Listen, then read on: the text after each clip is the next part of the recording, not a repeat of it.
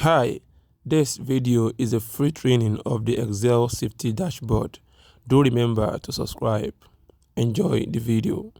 Kindly drop your comments, your additions, your subtractions, multiplications, whatever you have in mind, and remember to add and send to other safety professionals to benefit from this training.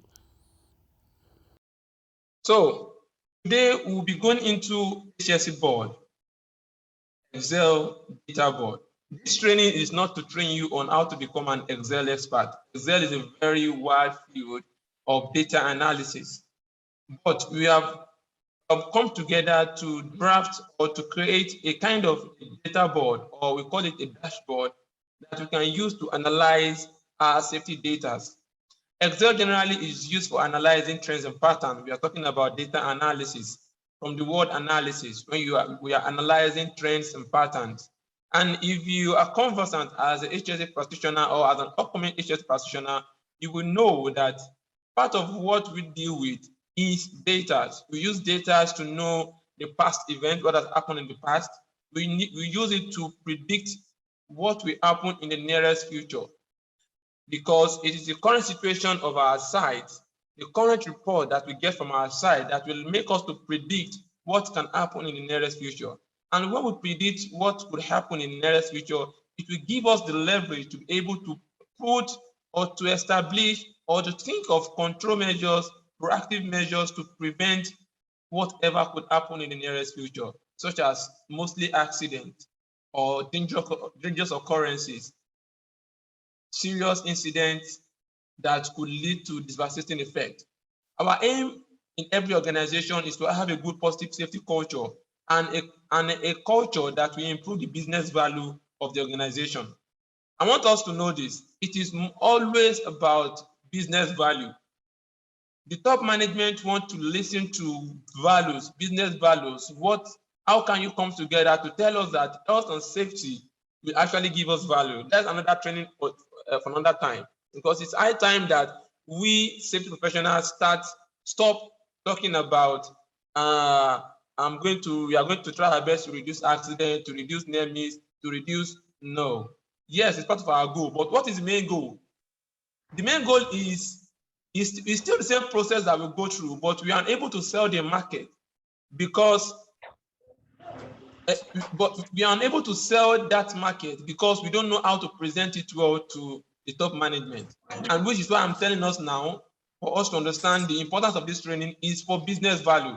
For you to put it in 1 and 2s, in A's and B's, or in graphic form, for your management to understand that, yes, this is where we are, this is where we are going to, and for these reasons, these are the control measures we need to put in place. If we do not do this at this point in time, this is what will happen. But if we don't have those data, if we don't have those analyses, it will be difficult for a layman to understand what you're saying.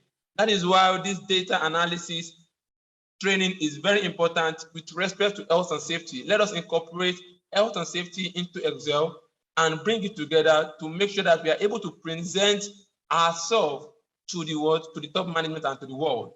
And that is why we have this training.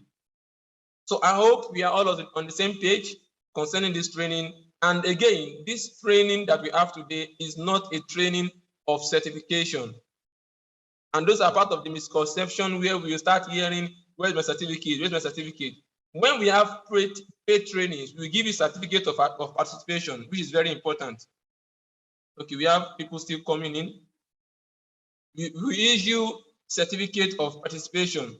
But what is more important, most of us, we are very skilled. We have high risk perception. We have high risk perception skill, hazard identification skill. We have hazard communication skill. We have those skills, those safety skills that is required of safety professional. But when we talk about soft skills, most of us are not skilled in this aspect. You will agree with me that in our CVs, they ask us, there's a space for us to mention soft skills. Most of us will write Microsoft Word. You can use PowerPoint, you can use Excel, you can use this software. The thing is, if you can use it, how can you apply that to your health and safety skill? Bringing the two together and being actually relevant and more productive in the workplace. And that is the area of data, because data is one of those things that will make use of. as a safety professional. Another good part of this training is that we'll be talking about some keywords, or can I say, we'll be mentioning some key terms that we use in the areas of data, and we'll give brief explanation, brief definition, and we'll move on. This is not the session for us to start training us on all those terms that we use when it comes to data analysis. When I'm talking about unsafe act, unsafe conditions, we're talking about lost time injury, medical treatment case, first aid case, lost time injury frequency rate, lost time injury severity rate, all those terms. This is not the time for us to train us on it. This is just the time for us to make use of it to be able to understand what we are talking about. Though we are going to define them as we go on in the training progresses, but it's not the core. The core of today's training is to understand how we can briefly use overview of the data HSE board. Though it's beyond overview, because we'll be giving some definitions, we'll be explaining some terms, and we'll be working together as a team. And it's very important that you should also understand that no one is an island of knowledge. We at Cordal Safety Consult has come up with this training, with this initiative, to also expand the scope of knowledge and expertise of our safety professionals in Nigeria, in Africa, and in world at large. Because I can see that we have people from different parts of the world in this God-given training. So I will start to share the slides now, and as we move on, I'll be sharing two slides. I'll be sharing one slide and one the data board. So the first one is the Excel data board, while the other one is the presentation slide for us to follow up with our definitions. Thank you. So let's start immediately. I'll be sharing my first screen. Please, our co-host, kindly admit Mr. Udom in. Please, okay, I've done that already. Please, next time, help us to be conversant with them and admit them in.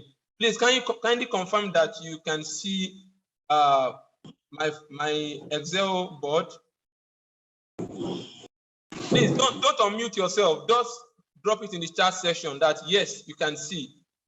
I'm sharing Confirmed, with us. yes, we can see. Please just drop it in the comment section. Don't unmute yourself. Just drop it in the comment section, yes, and I will know that you have seen it. So there are some skills or knowledge areas in Excel. This, like I said, there is no way I won't talk about some relevant things that you need to know about Excel, but this is not the purpose to train us about Excel in depth. It's just to understand the importance of this safety data board. If you look very well, you will see, please, who is adding people? Please, should we use someone else? It's not, I can see people waiting for more than required. So if you look at this data board, this is the dashboard. We call it dashboard. I prefer calling data, but I don't know why. It's actually called dashboard. If you look at this dashboard, you will see that it consists of various areas that is relevant to our profession. With this dashboard, you can easily communicate and make your client or your management to understand what is going on in your organization. This dashboard is not, you don't have any business with this dashboard. There are some other aspects of the Excel that will be used to reflect on this dashboard. I would talk about it now, but I want to give us an overview of the dashboard. If you look at it from the beginning, it talks about the month. For each month, we have from January to December. We have from January to December, and for each month, it reflects a different kind of data. It's giving you different kind of data. You can see that as I'm changing it, it's giving us other values. As I'm changing it, it's giving us other values. You can see the changes, right? If you can see the changes, just let me know. It's changing in value as I'm changing them. So it means that they are responding to a command somewhere on this same data board. So if you look at it, you will see lagging indicators. First aid case, medical treatment case, treatment workday case, permanent disability, and you have some values for February.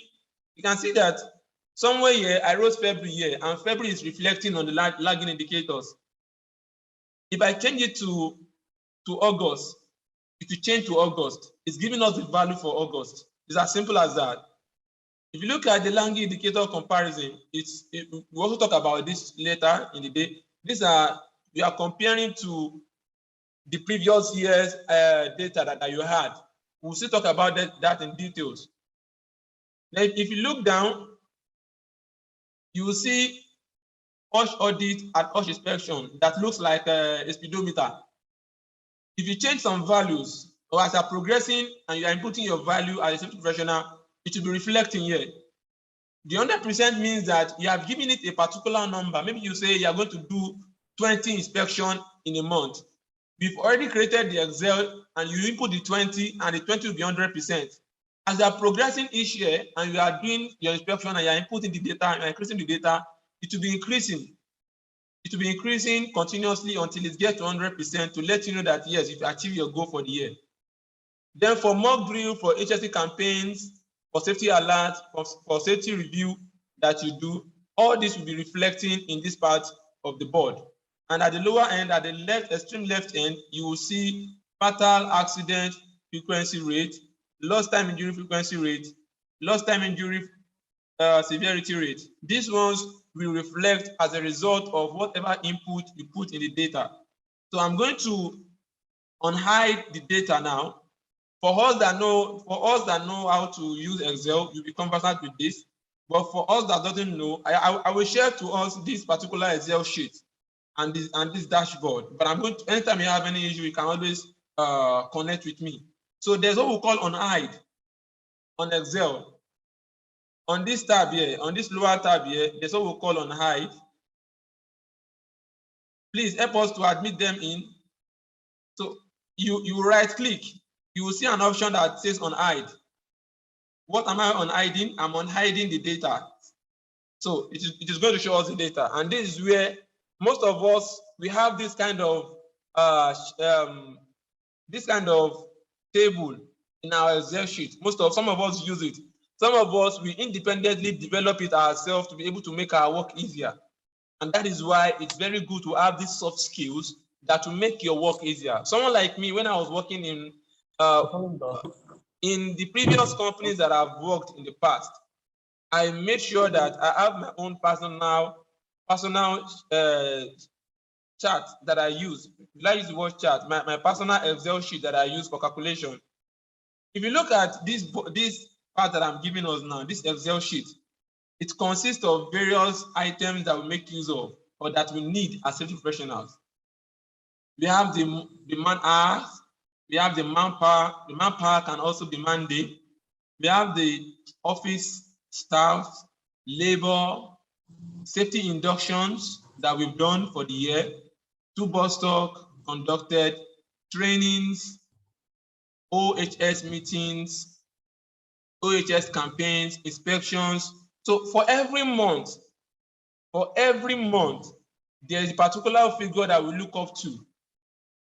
This is just a draft. It can never be the ideal.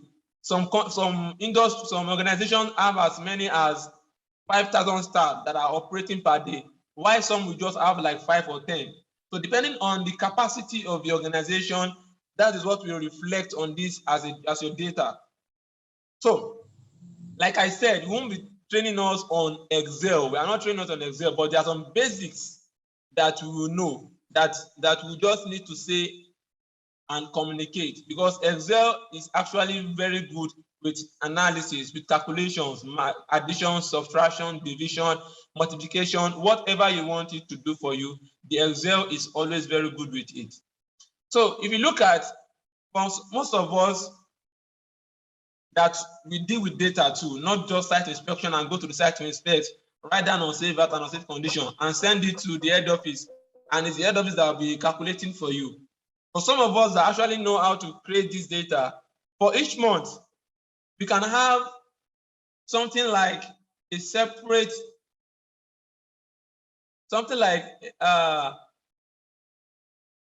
sheet where we just calculate. Let me say, okay, I have week 1, week 2, week 3, week 4. Maybe I have week 1, I have week 2,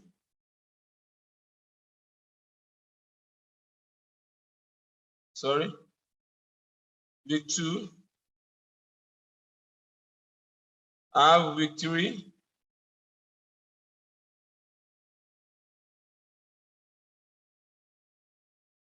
then I have week 4, maybe for a particular month.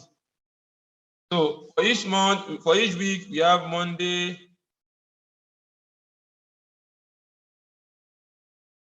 Don't worry about the magic that I'm doing. No. There's a way that it will just bring out the month itself. But like I said, this is not time to train us on Excel. Yes, I've taken my time to go for Excel classes in the past. I think right from the time I was young, even till last year, I still went for an Excel class. I think let's say 2 years ago, where I wanted to learn. I actually wanted to learn Excel, MySQL, and another, I think Python, but there was no time. It's always good for us to learn, to go for these short courses. You see them, they were advertised 5,000 naira online class for Excel. Go for them. They are very important. They are very good. So now, from Monday to Sunday, so if you just input a value, maybe you have on Monday, I'm trying to calculate the total number of maybe workers that we have in a particular day. In a particular, maybe on Monday we have 57, on Tuesday we have 65, we have like that. I'm just giving a random value. Okay, on Sunday, let's say there's no work on Sunday. So on Sunday is 0. So down here, I'll put total. So this total here is going to be a sum. So if I want to put a sum like this now, I'm going to write is equal to, like here, equals to sum of what? From here to here. Then my enter. It's going to sum it for me. So I can apply that to this, to this, to this. I'll just put values here too, and I'll extend this 0, 0, because there's nothing here is giving me 0. If I input any value here, 45, 22, I'm inputting 45, 23, just random values like that, like that. So at the end of the day, you realize this total here, you now have another page that you put a sum total of everything. Let me say I want to put another total equal to sum of what? From here to here. It's going to sum it for me. I'm coming. There's an error here. Sum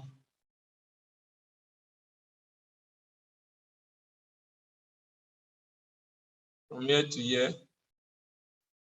Going to sum it for me. That's a sum. I think I have a comment here. Could the recording be made available to us? Networks affecting us. Yes, we are going to make the recording available. Don't worry. It will be on my YouTube channel. So consider that it has already given me the value for this particular month. Maybe this is the month of January. Then I'll just carefully bring this value and put it where we have the man hour, or sorry, where we have the number of workers, that is manpower. And one beautiful thing about this is that if you know how to use Excel very well, you can actually connect this particular cell to this cell here, and it will reflect automatically. Then you will hide this. This will be on hide so that they will not know where those actual calculations is coming from. So for each month, you can calculate for all these things. You can have various. It's just a issue of addition and subtraction. Addition most times. Addition. Total number of safety induction that you've done. You can also have it in on your hard copy, maybe a book. You write it every month, then you calculate it. It's going to be the hard way, but your system will calculate it for you. Then you now drop it here for each month. Number of manpower, and we know most times our calculation for man hour is equal to, if we use 8, some of us use 10-hour standard, and some of us use 8-hour standard. If you look at this, there is B3 times 10. The B3 is the cell. This cell here is B3. This is B here. You can see B here. and you can see 3 here. So this is B3. So B3 is a combination of office staff and labor. Sometimes we tend to differentiate office staff, most times for construction industries, where they have laborers that work for them that are different from the staff, the administrators that work directly with the organization. So office staff can be 15 and labor is 135. So from here, so they now added the two together, sum of B4 plus B5. It gave them the manpower that we have there. So from there, we now did, this thing is already on the system already. There's no need to change. I'm just making us understand the roots of all these things so that we'll be able to communicate better with ourselves. So we have 1,500. It's coming from the multiplication of this B3 times 10. So even if I change this, if I change office staff to 20 now, it will automatically change. You can see. If I change labor to what? To 140, it will what? Automatically change, because it's the combination of these two that gives us manpower, and it's multiplying this manpower times 10. They use 10 hours, then it gives them the answer for this. So for each month, you can have this calculation, compute it here, and the system will automatically give you the analysis. So applies for every month: January, February, March, April, May, June, July, August, September till December. Then this YTD, it means year till date. Maybe here now we are in December. Maybe at a particular month, maybe we are seeing July. It's going to calculate and still give us the sum. That is the year till date, till that date, till the last date that we are calculating. Then this previous year till date is for the previous year, what you achieved in the previous year. Remember, total number of inspections that you did in the previous year, total number of toolbox stock you did in the previous year, total number of safety rewards that you did in the previous year, total number of campaigns, audits, inspections that you did in the previous year. What was your restricted work day case? What was your medical treatment case? What was your first aid case? What was your permanent partial disability, your permanent total disability? What was your lost work day case? What was your dangerous occurrence? How many dangerous occurrence did you have? What was your FAFR, that is fatal accident frequency rate? What was the value for these things? And these things will reflect. There are some that has already been calculated, that the formula is already there, just for you to impute some values and it will reflect in the calculation. Let's say, for example, if you look at lost time injury severity rate, 27, row 27, lost time injury severity rate. If you look at it, you see that it's on 0. If I decide to change the lost work day case, because the lost work day case is the lost time injury severity rate is reflecting from the lost work day case. We'll still define all these terms, we'll still define them one after the other. So lost time injury severity rate is a reflection of lost work day case. If I change this lost work day case, maybe for January, I turn it to 2. You can see that it has changed the lost time injury severity rate to 250. Meaning that in this value here, we are using 200,000 man-hour.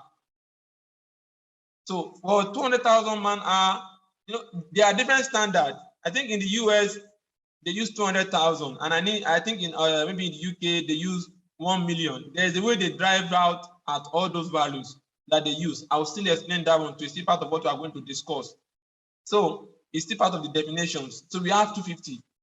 You imagine that, how did I change lost work day case to 2 year and automatically this one changed to 250? Because the formula has already been calculated. If you look at the top where we have that formula after FX, where they write is equal to if bracket B2 is equal to 00 B23 times 200,000 over B2, where those things were computed. If you look at it very well, the formula is already there. So when you put the value, if you look at it, they wrote B23. B23 is what? Lost work day case. Am I communicating? If I'm communicating, please can you let me know?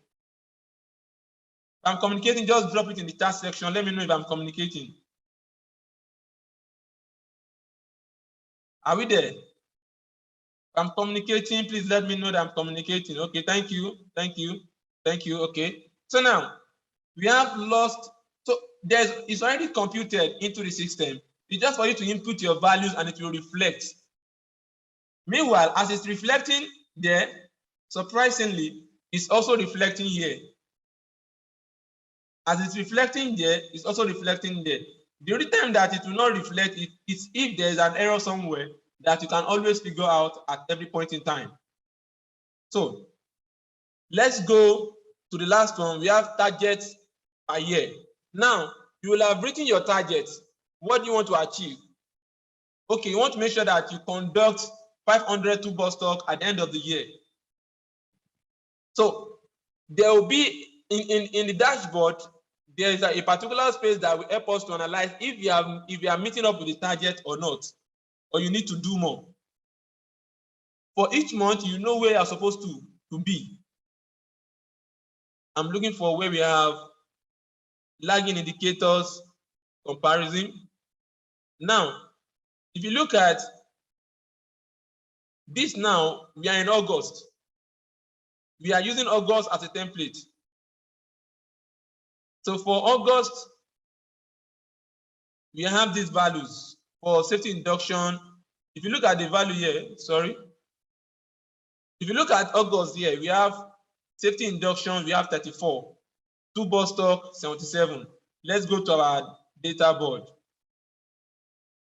Safety induction for August, 34. You can see 34. Two-bus stock, 77. If I change this safety induction to, let's say 20, let's say 20, and I change this one to, let's say 60. Let's go back to the dashboard. What happens? It has changed to 60 and 20. You can see that it is reflecting. If you go to, let's go to that of let's say October. Let's see the value in October to see if it correlates. October, safety, October for safety induction, we have 16. For two-bus stock, we have 43. 16, 43. You can see. Then for the total, year till date, we have those values for the total that we have done so far.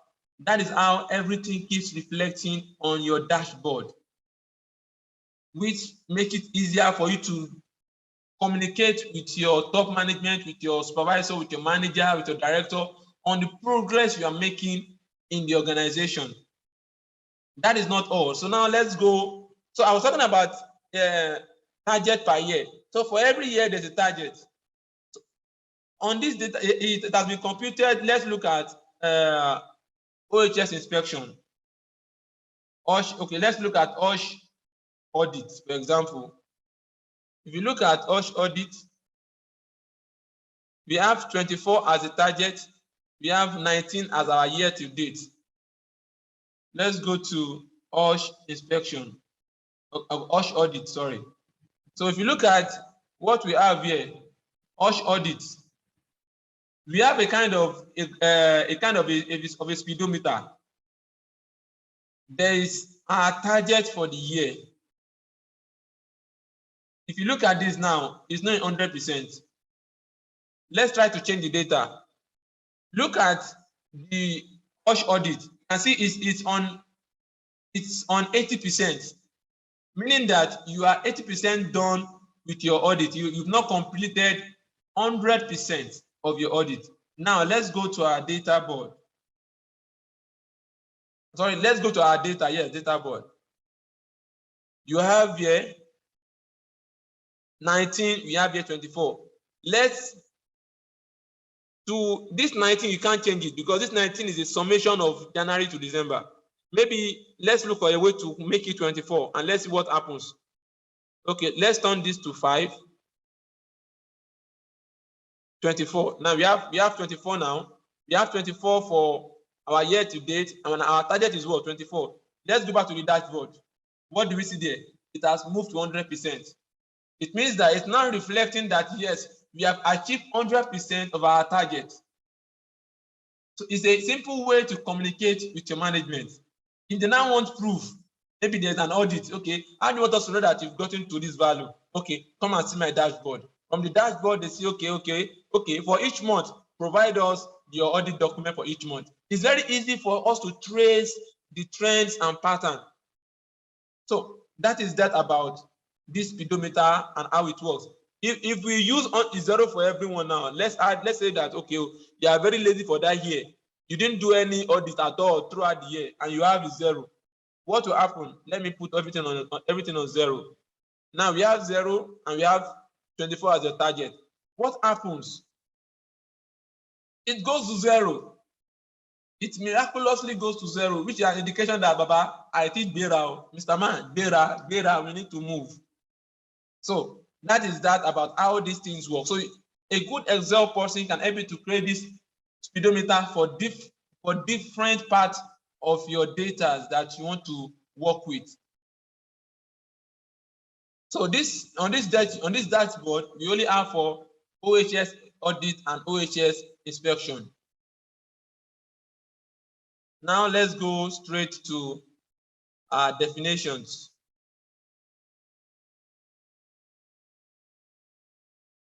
So I want to share with us the next slide. We'll still come back to this. We'll still talk about each one of them. Each one of them. We'll still talk about it. So confirm to me if you can see my slide. I'm very sure you should be able to see my slide.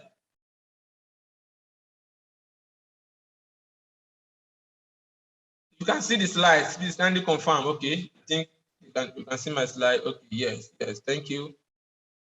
So I want to start from the definition. I've already spoken about this already, but let us take our time to understand it better in terms of the real definitions. I explain as a layman to make it easier to understand. Excel board is used to display overview of large data tracks. Excel dashboard use data elements such as tables, charts, and gauges to show overviews, like I've indicated to us. Gauges is like one of the speedometer. The charts, the tables show overview of our performance or whatever we are doing. Excel data board, HSE Excel data board makes it easy to perform quick overviews of HSE data report rather than going through large volumes of data. Overviews help in making quick and urgent decisions that will prevent potential accidents and promote a positive safety culture. Since one can skim through a lot of information at once and within a short period. The advantage of this thing is that you'll be able to see every aspect of your safety activities. You know when you are going overboard. You know when you are about to hit a very serious accident. You can compute your unsafe conditions, and then you put a target. Okay, in a week you should not be having up to 20 unsafe conditions, and maybe every month you're having 9, 10, and you can calculate it in such a way that there will be a graph somewhere or a kind of a chart or a kind of a gauge that will indicate that it is increasing, and at the point in time you need to look out for what is the cost of this, what do you need to put in place, what are those things. You have your lagging indicators, you have your leading indicators, and if you are able to put these things together, it will be easier for you to know how to communicate your safety risk, how to communicate your hazards, how to communicate your current safety situations to the top management, to be able to profile solutions, because you have it on your dashboard and it's easy for them to understand and communicate. The HSE Excel data board helps in tracking key performance indicators. We have our KPIs, a lot of things that we use for our KPIs. We have apart from this, we also have our leading indicators and our lagging indicators. With it helps organizations to track the progress of their HSE target. Are we moving up with our target? we are supposed to have 24 drills, 24 HSE drills, safety drills, and this is June, and we are seeing 5. How does 5 commensurate to 24? By June, we should be talking about being 12 drills, and we are still on 5, and it's showing on the gauge that you're on 5, or chart that you're on 5. Then it means that you need to speed up and you need to be more active and look at what are the reasons why we are unable to carry out our drills. What are those factors that's affecting the possibility of carrying out the drills? What is the effect of not carrying out the drills, and what can you do to make sure that every drill is being put in place? How do you communicate this to your top management? These are what the dashboard will help you in reflecting. They provide a high-level summary of key aspects of your data to keep everyone at par with the progress, hence giving the organization a timely indicator for necessary action in real time. It is good to have your induction record, your induction forms pile up. There was a time I did while I was working. Let me also give you a part of the benefit of Excel. When I was working in my last organization, there was this project that was actually very shocking in the aspect of they want it to be delivered in minimal time, and they want it to be delivered in minimal time at a high pressure, and we don't want any accident. And this is the area where human behavior will need to come into play. Hey, please, someone is there again. Someone is there. Who is our co-host? Our co-host should please mute that person. And this is a project that they don't want accident. They want a good culture, and they want the job to be done very fast. It's possible when you have good behavioral practices in the workplace. And part of those ways, whether we like it or not, part of those ways we can actually be strict. You know, as a safety professional, I learned from one of my bosses that there are 3 things, 3 F you need to put in place.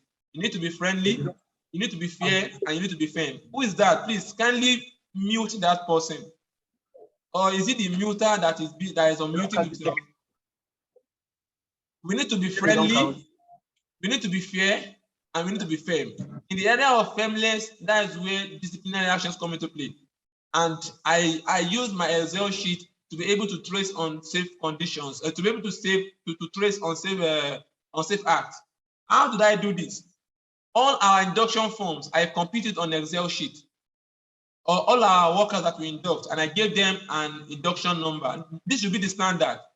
Most of us have them in hard copies. Put them on soft copies. You don't need to write too much.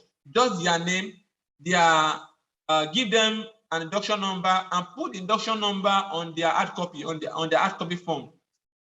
That is the minimum thing you just need. Every other details will be in the hard copy. So I did this. I combine this together. Every time you have an induction, I and my assistants, we make sure that we put it on the system. It's very tedious, but it makes work easier. So anytime any worker violates, I don't need to stress myself. I just type it. I just go to the Excel sheet, type his name. Anytime I type his name, it will bring out the name, and it will show me the number. Then I will easily trace the number in the hard copy document, in the folder, because I make sure that the numbers, the files are arranged numerically, 1, 2, 3, 4. So I just easily trace it, and I'll call out the person. So, and also what I do is that I have another part of the same Excel sheet where I write the names of violators, the number of times they violated. I'll just write it the first time. If you violate again, it will turn from green. It will turn from, I think, yellow to orange, then to red, something like that. So if you violate the first time, I'll put it on yellow. Second time. So doing this, it was very easy for me to trace unsafe practices. So, and what I do is that the first time I'll let them know. One thing that workers don't like to do is to see that their name is being written down as a violator. They are always scared. They'll beg you not to put it down. Then I've written your name the first time. I'm not going to write your name the second time. Writing the second time is going to be very tedious. The first time I just write their names and they go. If it happens the second time, they already know their punishment. What I do for them is that I will give them A4 paper.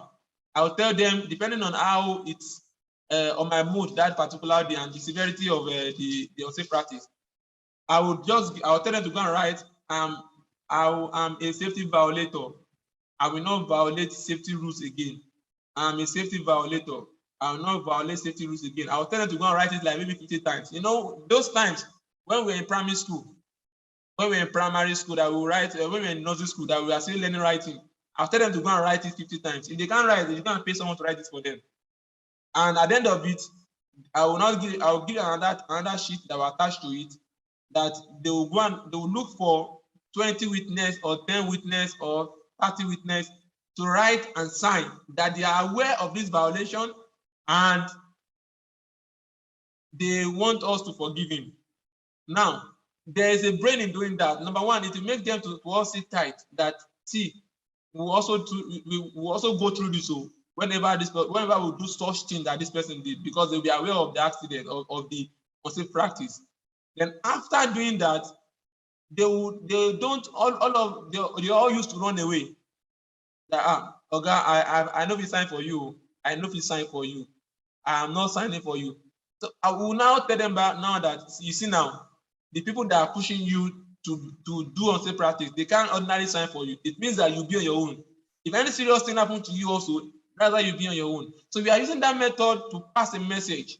But if I don't have it on data, it will be very difficult for me to deal with so much workers on site. But having their names written, there was even one that on the induction form we write the names of they write their wife's name and the phone number. If it's not married, next of kin and the phone number. And I told one that, Oga, I'm going to call your wife now, and I'm going to report to your wife that you have decided to follow unsafe practices, that you have decided to kill yourself.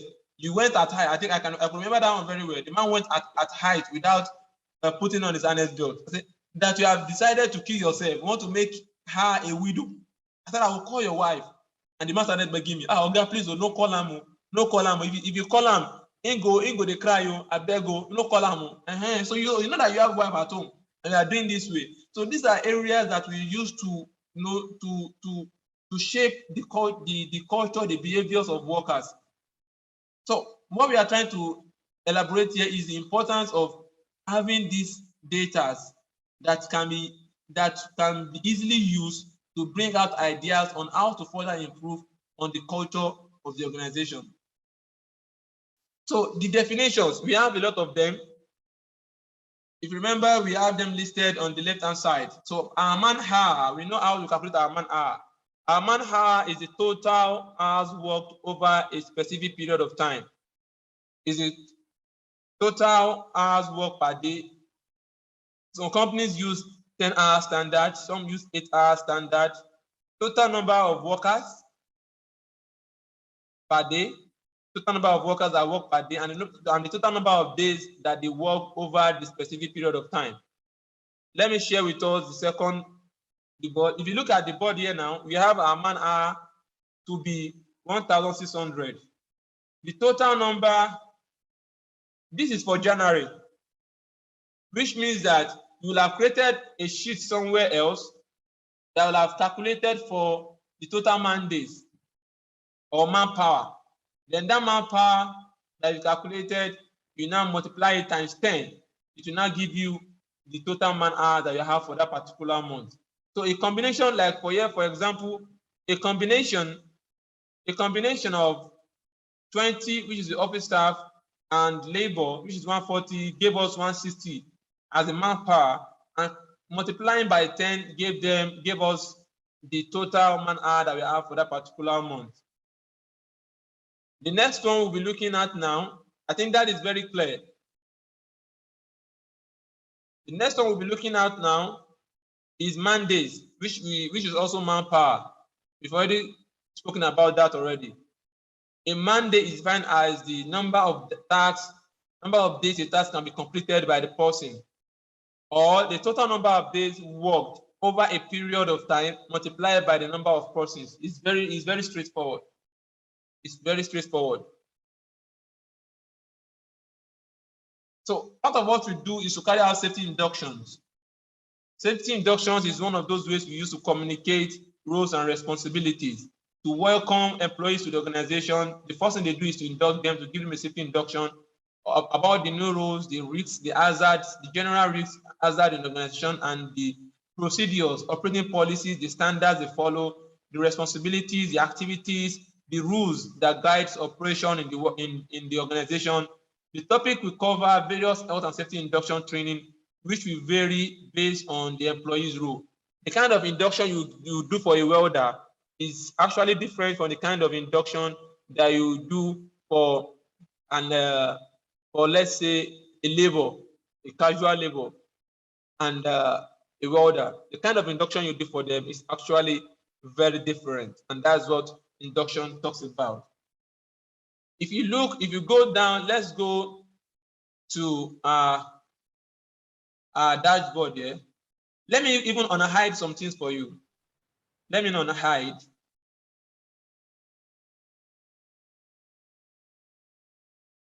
What's happening here?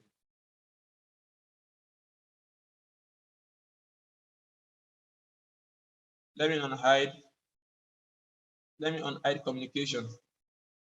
So this thing I'm unhiding.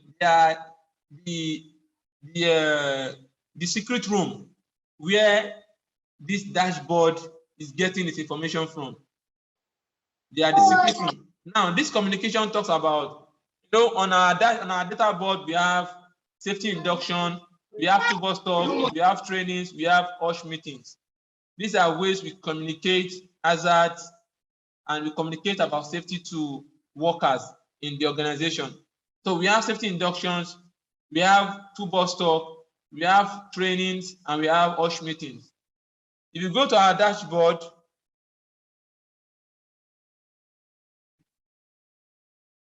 we have it very clearly stated here. Safety induction, two-bus talk conducted, the trainings conducted, and OSH meetings. You can also have a particular target for this. If you look at, let's look at safety induction, for example. Safety induction, this safety induction here. Let's look at that, for example. We have 69, which is above your target. It's very easy for you to see that, okay, we have done a lot, which is above your target. Your target is to carry out 500, but we have already carried out 669. We are just playing with data here. We are just playing with data here. In the real sense, you might not get up to 669 when you have a target of 500. There must have been what you have used to measure your performance, and you can use this to create a gap analysis with similar industries, with similar organizations, with similar companies that carry out the same thing as you do, or with your previous performance. So part of the things I want to highlight for us.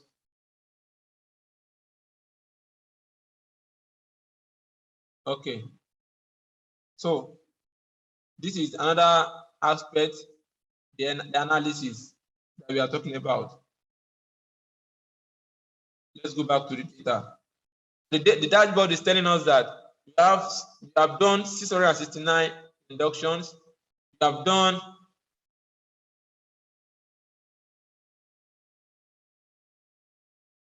okay at the end of the meeting. Okay. All right. Thank you very much, Mr. Mukhtar. Safety induction, two-bus talk, the number of two-bus talks you want to carry out, that you've carried out. It will show the number of training that you've carried out, the number of OHS meetings that you've carried out. All these things will reflect, year to date, it will reflect on your dashboard.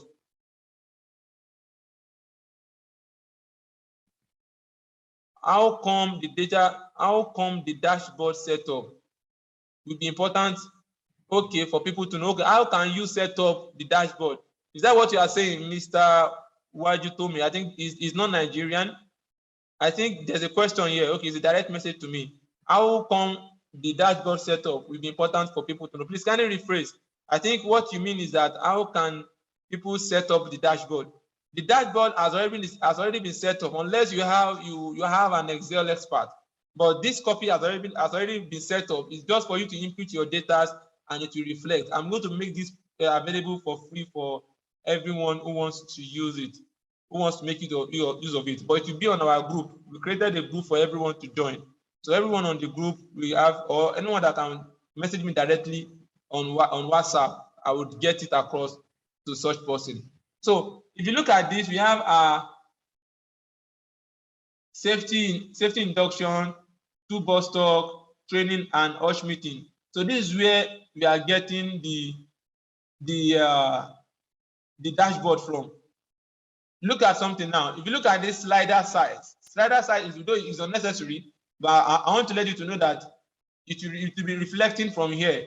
This slider size is talking about the size of this tip that is moving at the edge of the linear graph, or what will I call it, at the end of the linear chart. So if I increase it to, let's say I increase it to 10, for example, I'm just saying, let's say I increase it to 10, you can say that it is now very thick. It is very thick now. Look at the safety induction, the linear at the edge here. You can say that it's very thick to let you to know that it's getting information from there. If I make it like 100, let's see what happens. You can see that it is very, very thick now. So same thing applies to every other information. It gets its information here. It gets the information here, and that is where it goes straight to the dashboard. If you are very good with Excel, it throws something like analysis B6. This is analysis here, and this is B6. B6 is this, and this is 69, and this is 69 is getting information from the data. You don't need to worry yourself about this. It's just for you to know that there are secret rooms where the dashboard actually operates and gets their information from. It's like I have another question. Please, every question should come after the training. For safety induction, please let us do this after the training. We still have a long way to go. After the training, we'll attend to questions. Am I communicating? After this, we'll attend to. I can't. It's better I get you my links for you to join. Please, after this thing, we'll continue with this. Let us continue. We still have other things to discuss about. We still have lagging indicators to talk about. We're going to define each of these, deliberate on it, then comparison, how the comparison works. So please let us continue.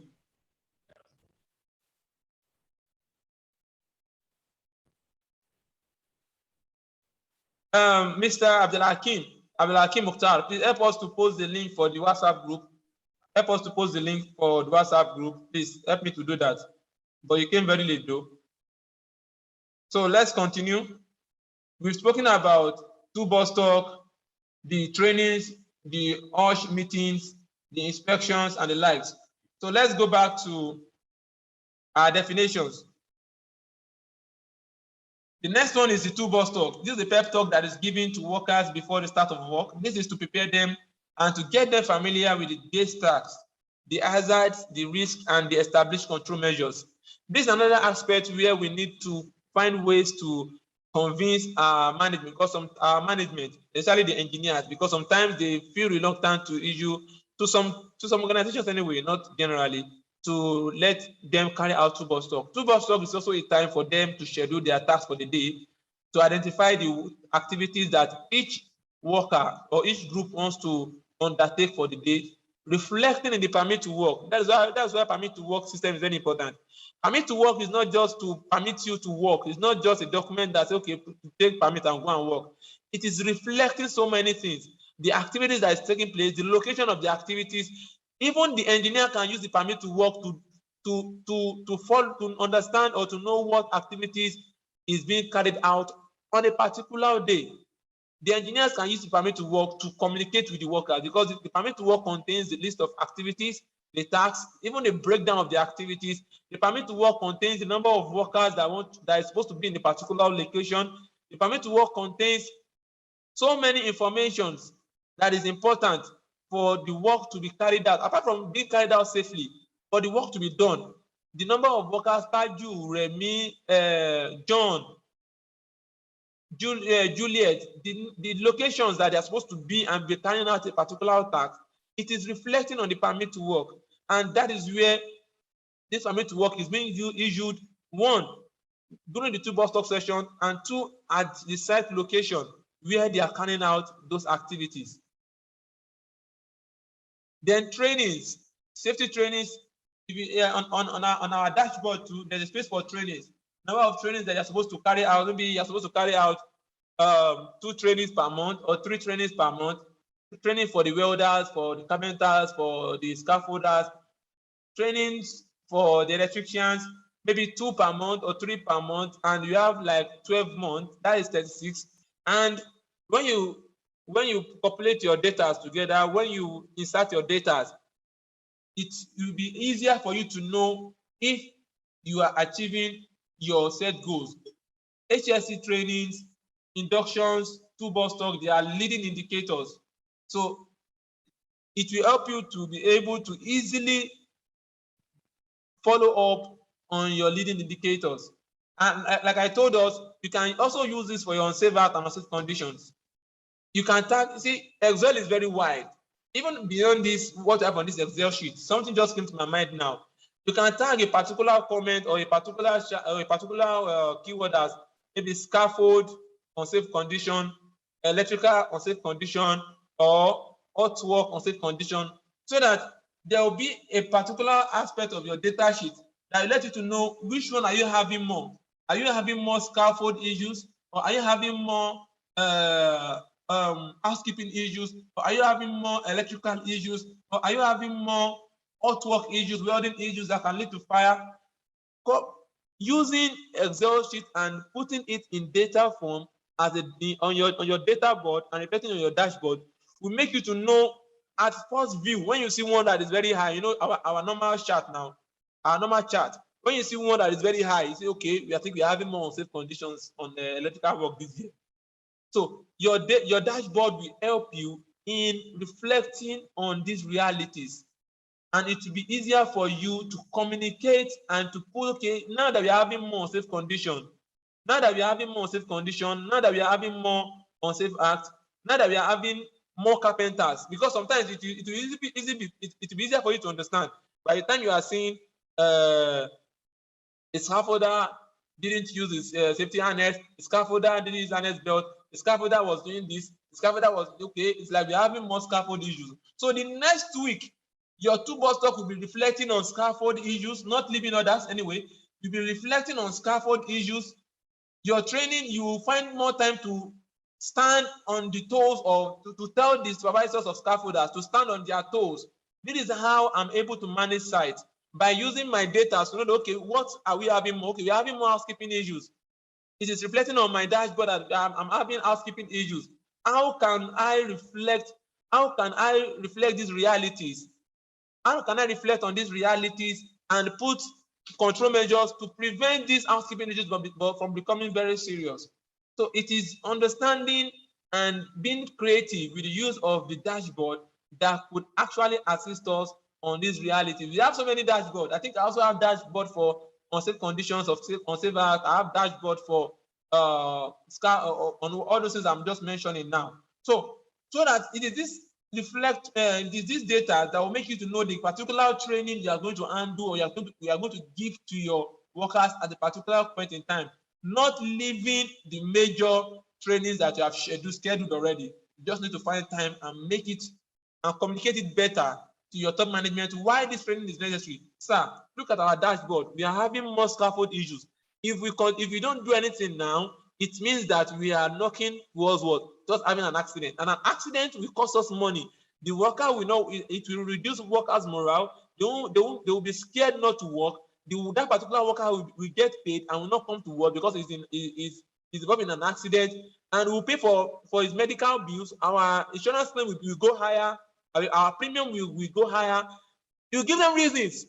Just put them reasons with your data. Give them reasons why this will cost them money, and we don't want to lose money. And to recruit a new person, will take our time, will delay our time, and we will not be able to achieve our schedule for our project, because on project we have quality, issue of quality, issue of cost, issue of schedule and safety. So they all work together so that our target, our schedule, we plan to finish this job in 6 months. Sir, if we lose a worker, it will affect. If a worker gets injured, it will affect. So let us do something about this. So that is how this data board will help you in reflecting on the reality of what's happening on your site. OSH meetings is also a very good part. It's also a very, very good part of safety. It's also a very good part of safety, because when you have these OSH meetings, Mr. Abdulhakim, you are sending a WhatsApp, a Facebook stuff. I'm seeing a Facebook stuff. Please kindly send the WhatsApp group only, please.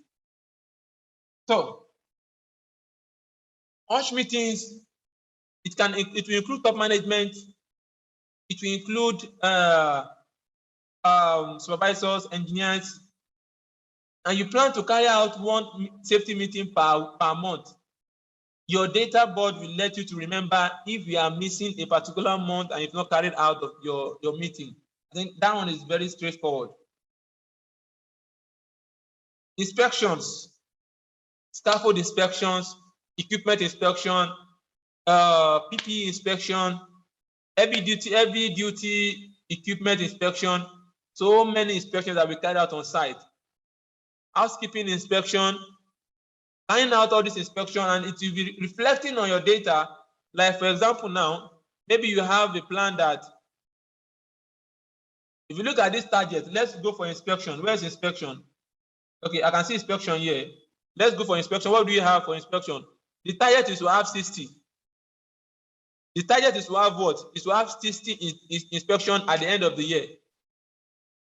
Maybe 5 per month, 60 inspection at the end of the year. But at the end of the day, where is it?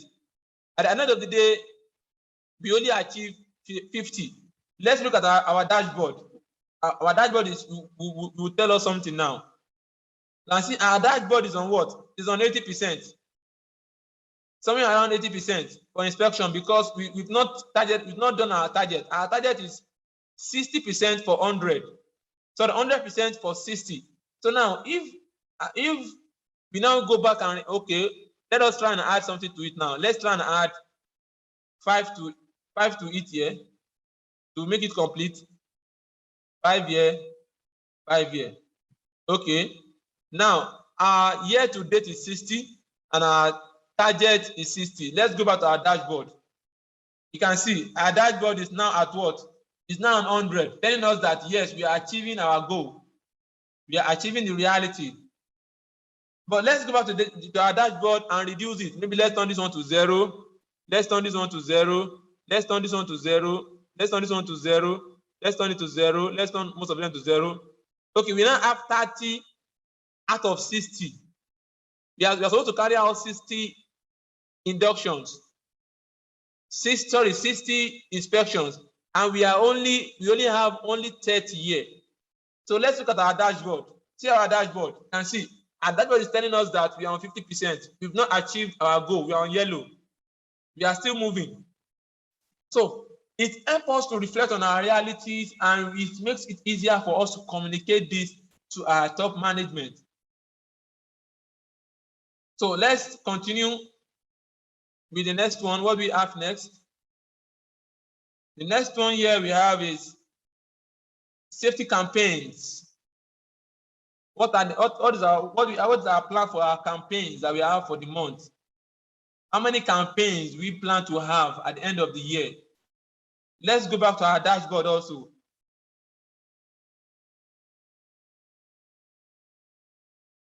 If you look at this dashboard, our campaign here, if you look at this dashboard, our campaign here is reflecting how many? 29 campaigns. If you go to our dashboard, I think there's a space for campaign here. You can see campaign here for the month of year to date. let's look at for January. Our campaign for January is telling us we have only 1 year. Let's go to January. I see January, we have only 1 year. So you might be called upon to give us, you might be called upon to give your management data. Okay, let me quickly remove this. You might want to then communicate to your management about your activities for a particular year. This alone will assist you. Just go to January and you tell them, okay, we did 1 campaign, we didn't do any mock drill, we carried out only 1 safety alert, we didn't give out any HSE reward to anybody in January. Okay, let's look at for April. What happened in April? In April, we had 1 campaign, no mock drill, 3 safety awards, and 4 alerts, 4 safety alerts. So, and if you look at it, it's also reflecting the man hours for that particular month. For April, our total man hour was 1,890. Our manpower was 189 manpower. Our staff, we had 15 office staff and 174 labors. So 174 labors and 15 staff made up manpower of what? Of 189, and our man hour of 1,390 for the month of April. If you change it to, let's say, September, it will bring out the data for September. Easy to communicate. The safety induction for September, everything for September is reflecting as you create your data, as you create your dashboard. So that is that about that aspect. OHS rewards, your rewarding system. How do you reward your workers? The same way you are looking out for defaulters, those that carry out unsafe practices, those that carry out unsafe work in an unsafe condition and they fail to correct or to communicate it to the appropriate persons that will put control measures in place. The same way you look out for them, the same way you should be looking out for those that actually practice safety the right way, those that work and combine their effort with the safety team to ensure that there are positive safety cultures. They are always everywhere. There's no organization that we go to or no company that you go to that you not see someone that will always be keen about safety. Do you reward them for their efforts? Is the reward reflecting in what other people do? Because when people say that yes, this person is being rewarded for being safety conscious, definitely they will also want to work towards that sign. HSE audit is also part of what's on our table. Is also part of what's on our Excel sheets. We know what audit is. Mostly we compilate data for internal audits that we have. Internal audit or kind of a third-party audit. Then the next one we have safety alerts, safety updates. Maybe safety alerts can be in form of mails or in form of you can have a kind of a notice board to talk about a particular near miss that happened or what a particular unsafe conditions that happened in a particular location. In a particular location, a particular unsafe condition or unsafe act that happened somewhere, and workers go there to see this information.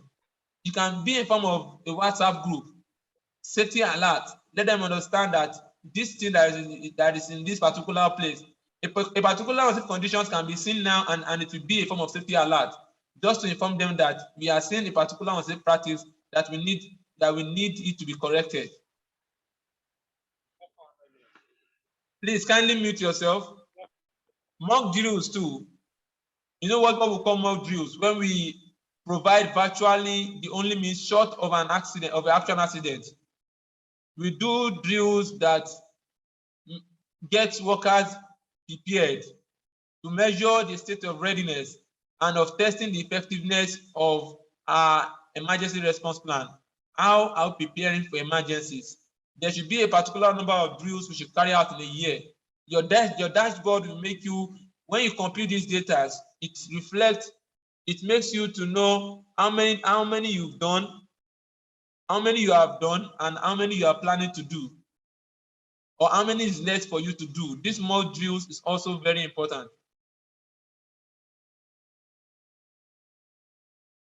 Property damage, or we call it equipment damage. The number of property damage that you have in a year, you might have a target. The target should be 0. You shouldn't have any property damage in a year. So this is also part of what's on our dashboard. The number of equipment damage that we have, that you have on your data, it will reflect on your dashboard. Please, can you hear me, please? Can every other person hear me? If you can hear me, please kindly signify. We can hear you. Okay, thank you. We can hear you. All right, thank you very much. I wanted to be sure because I'm seeing someone asking me to. Please, this is not time to raise our hands now. Once it's time for that, we will let us know. Our plan is to finish this training by 4 o'clock. Our plan is to complete this training by 4 o'clock. I'm coming, please. Please, it's not time for questioning now. When it's time for questions, we will let us know. So, going back to where we stopped, property damage. If you look at our dashboard again, you will see where we have lagging indicators. We have property damage. We have first aid cases. For that particular month of September, property damage is 0. First aid case is 3. Medical treatment case is 1. Restricted ward day case is 0. So all these are available on the dashboard, and it's based on what you compute inside your what? Inside your data. Inside your data sheet. The volume is low on your side. Please kindly find the solution from your side, because every other person can hear me clearly. So first aid case is the next one. Now, these are the technical areas that we will not really spend much time on, but that requires us to understand. You know what first aid case means?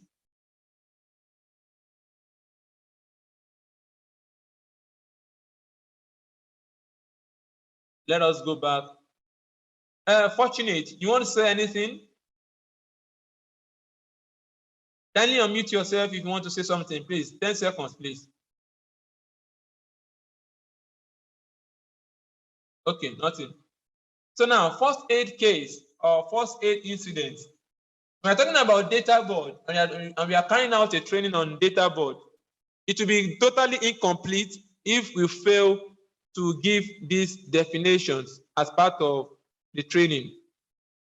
It is going to be incomplete. So we are talking about first aid incidents. We are referring to an injury that can be treated on the job site without causing lost day work, and also without causing the attention of a physician or a medical doctor. Yes, we put those ones under first aid case. We don't need a medical doctor, a physician, or a pediatrician, or whatever they call them. A first aid incident or a first aid case refers to an injury that can be treated on the job site without causing lost work day. Lost work day is 24 hours.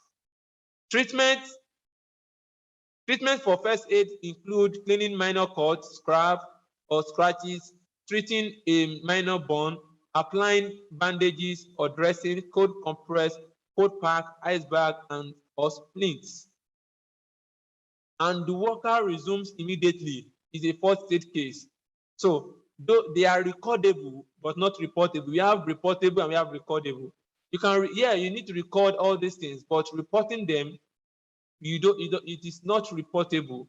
When we mean reportable, not within the organization, we mean to external body. We mean to external bodies that regulate health and safety in your country. So that is first aid case. On our dashboard, there's a space for first aid case also, where you input those data and you'll be able to know how well you are doing, how many first aid case you had last year. Maybe in the previous year you had 12 first aid case, and you're like, this year you want to beat it down by 100%. You want to beat it down by 50%. This year you want to have, if you are going to have any first aid case, it should be down to what? To 60. So you now look at your dashboard. You look at those leading indicators, those ones that you left out, that you did not do or you did not accomplish. You try to achieve them as set a higher target. That will naturally drag down your first aid, because when you improve on those activities are not just there for being their sake. They are there for us, for us to have a good work safety culture and a good working environment. So if naturally you are able to improve on your leading indicators, you are improving on your leading indicators, it will drastically reduce your lagging indicators. So, and you can only know this when you have those data available with you, and dashboard will always reflect these realities. Medical treatment case. Sometimes people confuse medical treatment case with lost work day case or lost time injury. A medical treatment case is any injury sustained on the job by an employee which requires medical treatment from a physician or qualified paramedic. Now, this required professional assistance or professional treatment, requires medical treatment from a professional physician, unlike first aid case that doesn't require a professional physician. This is just a first aider that will just clean that out. But this one is an injury on the job by an employee which requires a medical treatment from a professional physician or qualified paramedic. It does not include on the first aid treatment. It's not about first aid treatment, it's beyond first aid treatment. A medical treatment case does not necessitate time off beyond the date of injury to be classified as such. What we are saying here in essence is that unlike lost time injury or lost work day case, the person is still going to resume work the next day, but it is beyond first aid case. It's between first aid and medical treatment. It's between first aid and lost work day case, because it's actually a much more serious injury that requires a physician, but the person will resume work. It's actually similar to restricted work day case, where the person will go and work will be given a lesser job to do. But on this case, the person will still be doing the same job that he used to do, but the treatment is a bit more serious. So that is medical treatment case.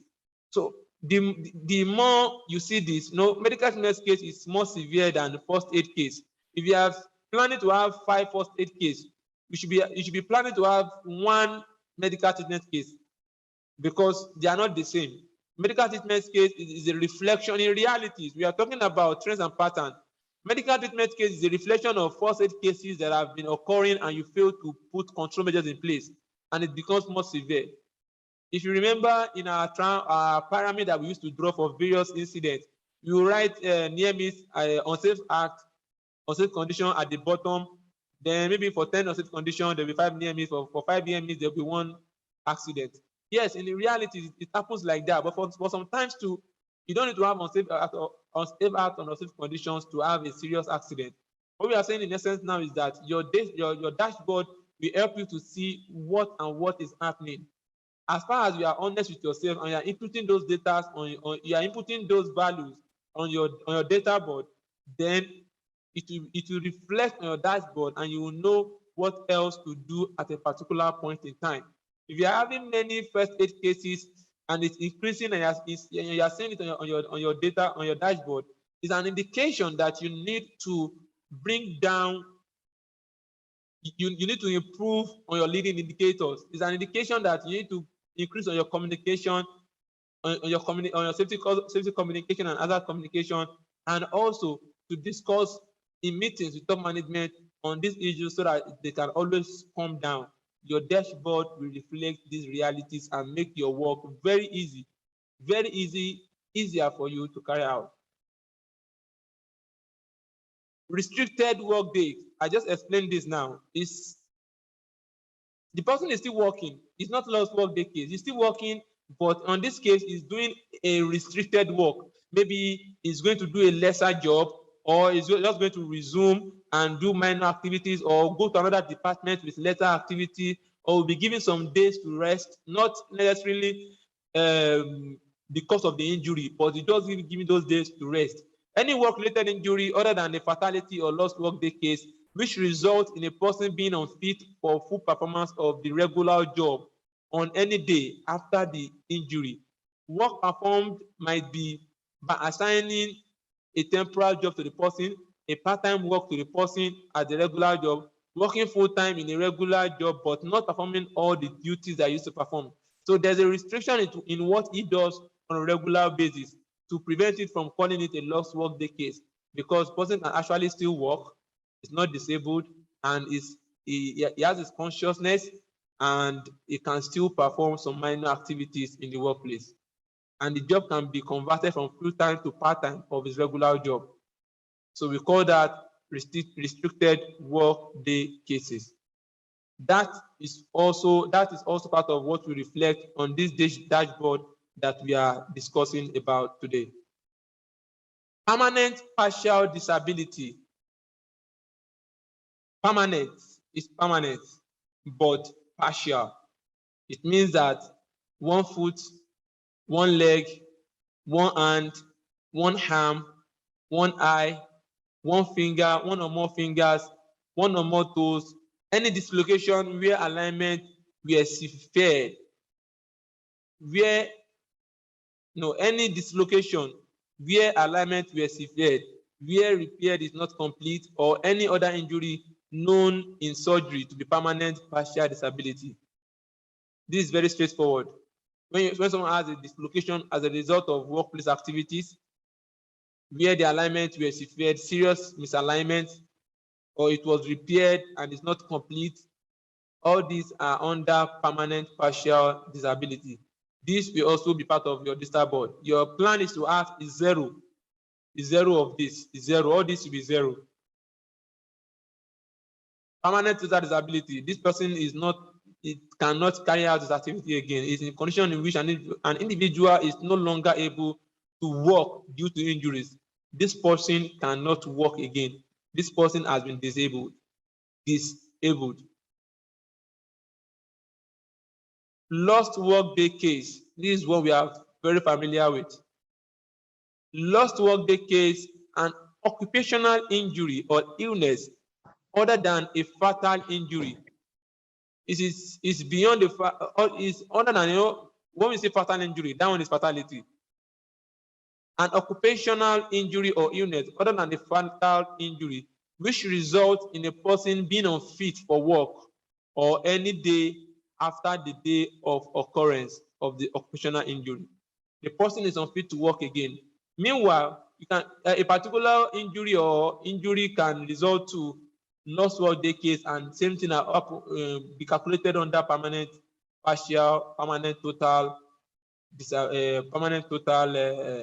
disability too. Because when you have that kind of a permanent partial, even permanent partial, the person will not be able to work the next day. So it can be other lost work day cases, but it's not until someone have permanent partial disability before we have lost work day case. As far as the person cannot resume, is unfit to work the next day due to the accident that happened, then that will be under permanent. That will be under lost work day case, and that is 24 hours. 24 hours. After 24 hours, the person is unable to resume the next day, then we start to calculate our lost work day case, our lost work day. Now, these are some of the places we use to get confused. Lost work day case, lost work day rate. The case is the number of the injury or the number of times the thing happened. Let me come again. the case, when we say lost work day case, we'll still explain that in better details when we go back to the dashboard now. Let's go to the dashboard. Okay. I will define this for them. We'll go to the dashboard. The lost work day rate is a standardized metric that provides a measure of the total number of work days lost. Work days lost within a workplace due to an occupational injury. The number of days lost within a workplace due to an occupational injury. The number of work days lost. Now, cases is dealing with a particular lost work day. A particular injury can have 4, 5, 6, 7 lost work day rate for a particular injury. Maybe the person stayed at home for like 5 days for one particular injury. That is a lost work day rate of what? 5 days. But with lost work day case, the case is only one. The case is one, but the number of days that the person stayed at home is lost work day rate. So we'll see that as it will reflect on our dashboard. Let's go to our dashboard now.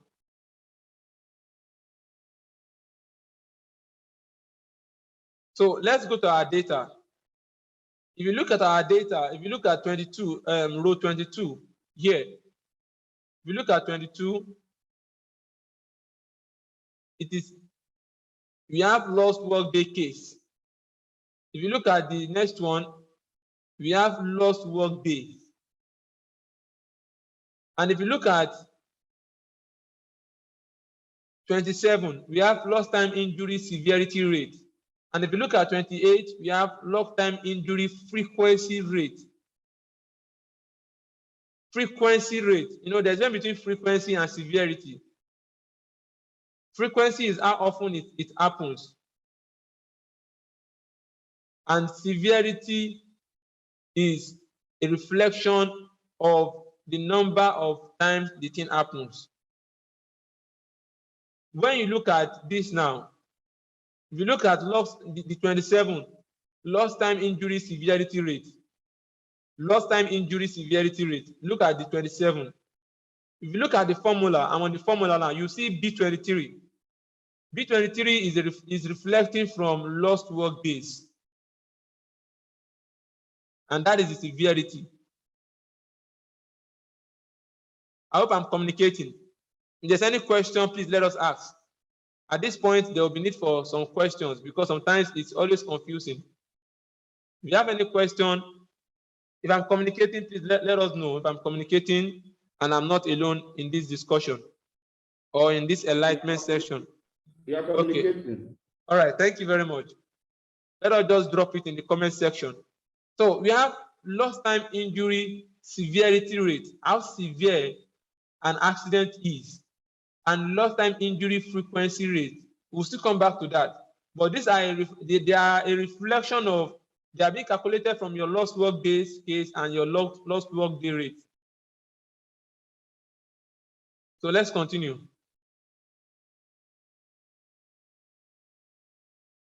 Who automated the dashboard? Can we learn how to automate the dashboard ourselves? Automating dashboard yourself, you need to learn Excel.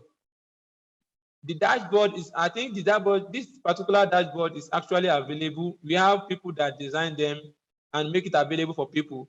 But it is one thing for it to be available. It's another thing for people to know how to use them very well.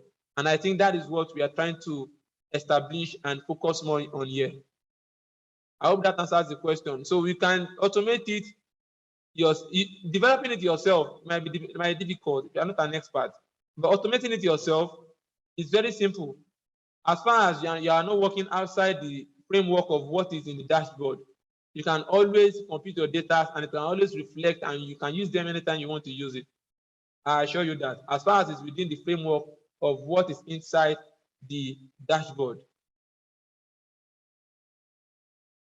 So let's continue.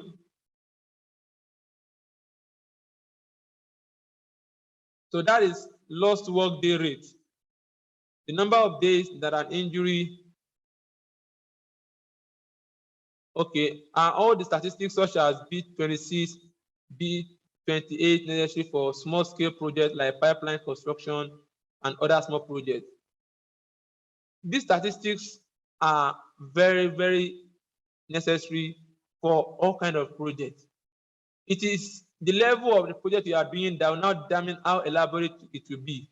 It can be as simple as not having too many parameters, depending on the safety parameters you want to use, depending on the safety parameters you are talking about. So it's your data that you need, that you want to focus on. You know what you want to achieve. You know, if you want to achieve a good safety culture, you know the parameters to put into to use, or the parameters that you need to work on. Parameters like maybe number of toolbox stuff that you're supposed to carry out, number of trainings, your unsafe acts, unsafe condition records, and every other lagging indicators and leading indicators. All these, when you put them together, you combine them together, you tell you how elaborate you want your dashboard to be, so that it's going to reflect the realities and make it easier for you to communicate to your top management. Okay, so now let's go to the next one. Fatalities, we know that already. Number of persons died. Number of person who, will I say who are dead or who died? I don't know how to put it because I don't like talking about this. But it's some of those things that happen, that do happen on site. We have seen it. We have heard about it a number of times. Though all my working experience, I've never experienced someone died as a result of work activities on my site. It has never happened on my site, to God. To God with the glory anyway. But to those that has happened, it's not that maybe they are less of a professional, but sometimes it's always as a result of so many things, so many combinations. So before it gets to that issue of fatality, that is why it's always very important to always have this dashboard, this data being populated and incorporated together to help us to know the trends and patterns, so that we will know when we are having when we are going to have a possible fatality and we are going to put control measures in place. So dangerous occurrence. Dangerous occurrence is also one of those gray areas that that calls for attention. Dangerous occurrence are incidents with a high potential to cause death or serious injuries, but they happen relatively infrequently. They don't happen every time. They happen once in a while. They happen infrequent, but they have the potential to cause serious accidents. They include lifting equipment, maybe while a lifting operation was. Please help me to mute that person. When a lifting operation is going on and suddenly the lifting belt cuts immediately. Yes, it's under near miss, but it's beyond the near miss. It's a dangerous occurrence because it's not what happened frequently.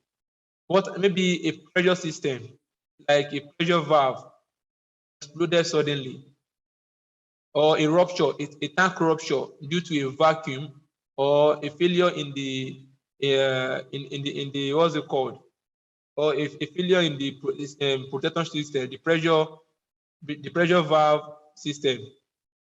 It can be as a result of anything: overhead electrical lines, electrical incidents causing explosion or fire, explosions, biological agents, radiation generators and radiography, breathing apparatus, diving operations, collapse of scaffolding. If a scaffold should collapse but no lives were lost, no injuries, it's beyond near miss. It's called dangerous occurrence. Dangerous occurrence. Train collisions, well and pipeline or pipeline works. So these are examples of dangerous occurrences. So sorry, what am I saying? I'm seeing something else and I'm seeing something else. Fatal accident frequency rate. Fatal accident frequency rate. Fatal accident frequency rate. A fatal accident frequency rate is the total number of fatalities per 1,000 or per 100,000 or some other number of working hours in that period. In some countries, they use 200,000, and in some countries, they use 100,000. Some they use 1 million man hour. That is per 1 million working hours. If a fatal accident frequency rate is total number of fatality per that 1 million or per 200,000. So in the United States, they use 200,000, and the basis for 200,000 is that they are calculating based on 100 employees. Okay, I have a question here. How can you document dangerous occurrence if it cannot be classified as a near miss or an actual accident? It's an accident, but this time around, it can. I never said that it cannot be classified as a near miss, but it is beyond near miss. You can include it in your near miss and also include it as dangerous occurrence. There can be a separate table for dangerous occurrence. Dangerous occurrence. I think we have reader. I think there's what we call reader in recent times now. I think some of us should be aware of what reader means. Let me quickly check. Yes, reader. Reader is report of injuries. dangerous occurrence, dangerous occurrence. Yes. I don't want to give us. I saw it this morning, but I've forgotten the full meaning again. So it's about reporting dangerous occurrences. So dangerous occurrences is also reportable because it's a very serious. If you are into, there's this particular field again of health and safety, dangerous goods management of DGM, dangerous good management. So if you are into that field, you will know that dangerous occurrence need to be reported separately. So that is that. So I was saying that the calculation for 200,000 that the US used to use is based on 100 employees because they assume a standard of 40 hours per week for 100 employees, and they assume 50 weeks per year. 50 weeks per year. So 50 times 40 times 100 gives us 200 hours of work. So per 100 employees, the total number of fatality that someone will have in the workplace. That is fatal accident frequency rate. So lost time injury, I think I have another. Can we get this template? The Excel sheet. Yes, you can get the Excel sheet template, definitely. I said I'm going to make it available. Lost time injury severity rate. The injury severity rate is a certain metric which companies use to measure how critical the injury sustained in a period of a time where, by using the number of lost days per accident. You can see now, number of lost days by a particular accident that happened. A particular accident that happened, the number of days that was lost, that will tell us how severe that injury was. Some injuries can make someone to stay home for 2 days, some 5 days, some 1 week, some 2 months. So the severity of that injury per accident is what? The total number of days or period of time, or how critical the injury that was sustained in that period of time was. That is how they calculate lost time severity rate. Frequency is how different injuries occur, but severity is how severe a particular injury is. I think it's very clear now. So let's continue. Injury severity rates can be calculated by the following formulas. Please, can we get the PowerPoint slide later? This PowerPoint slide, okay, I will think about it. but it's very close to me releasing it. I don't think there's a reason why.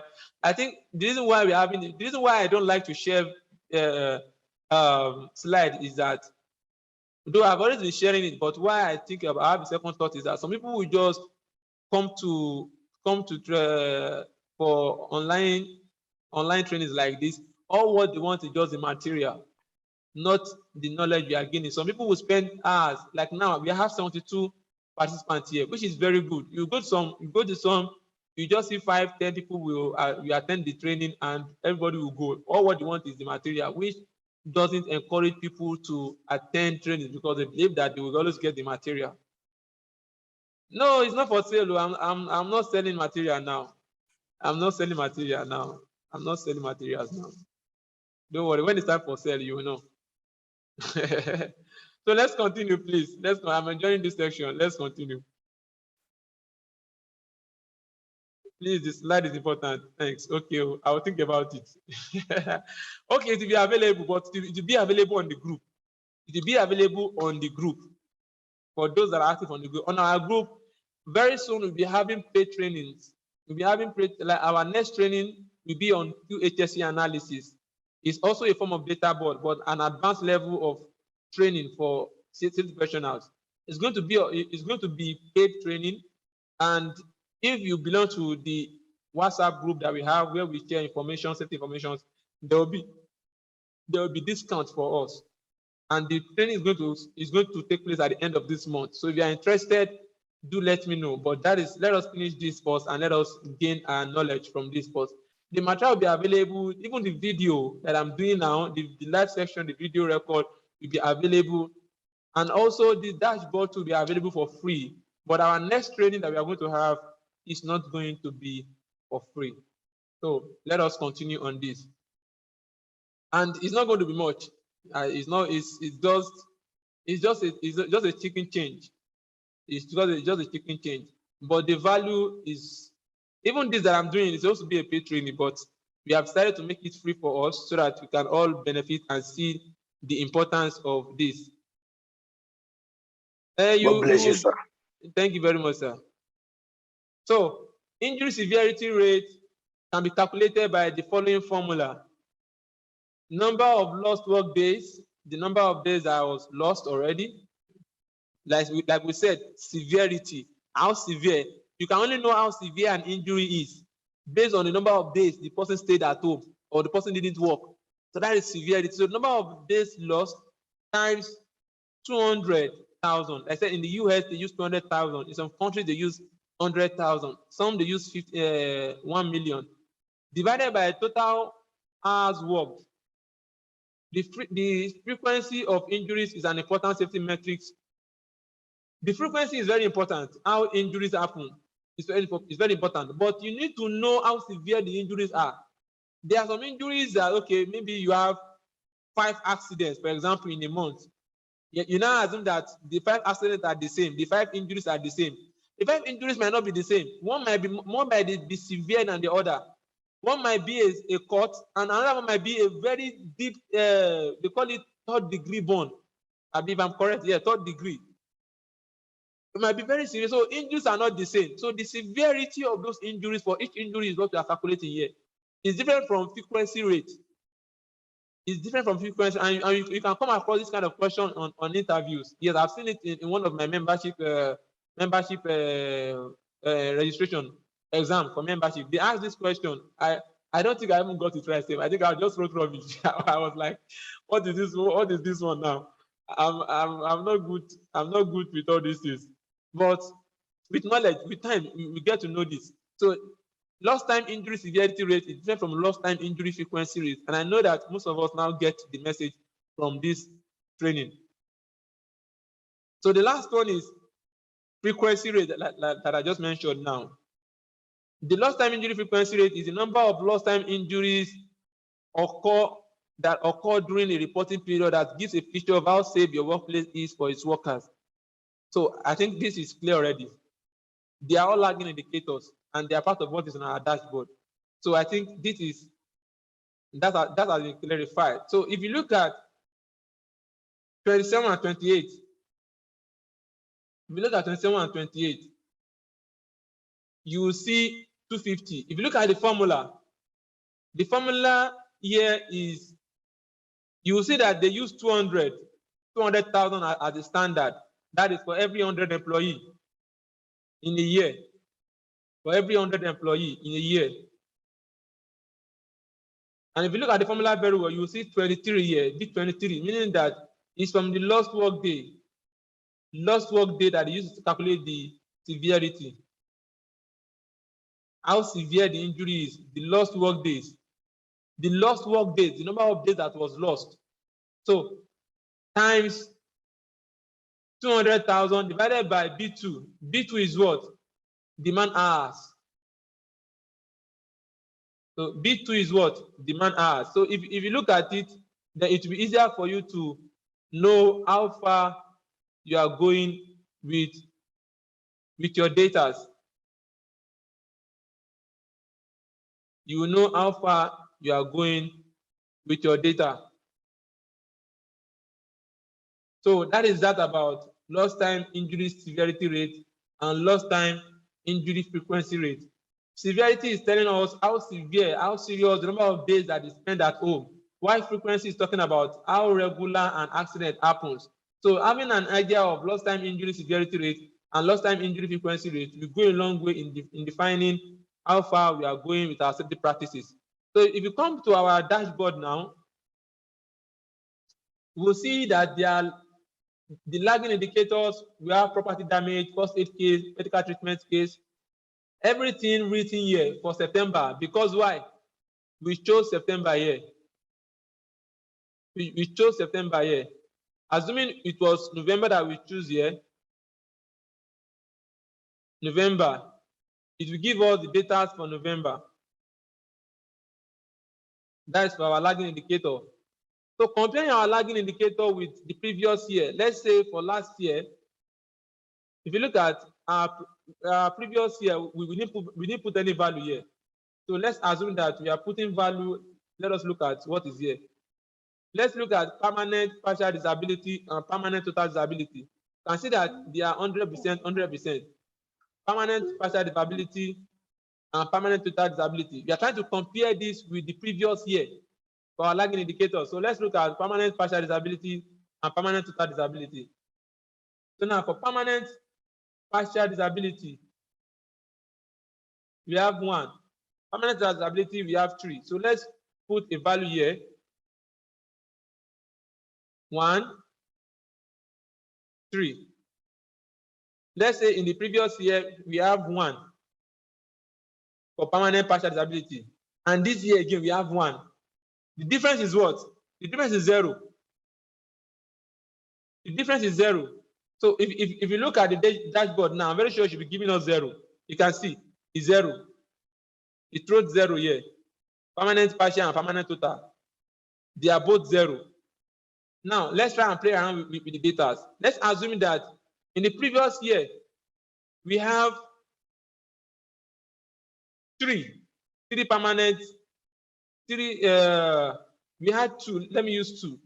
We had 2 permanent partial disability, and we had 6 permanent total disability.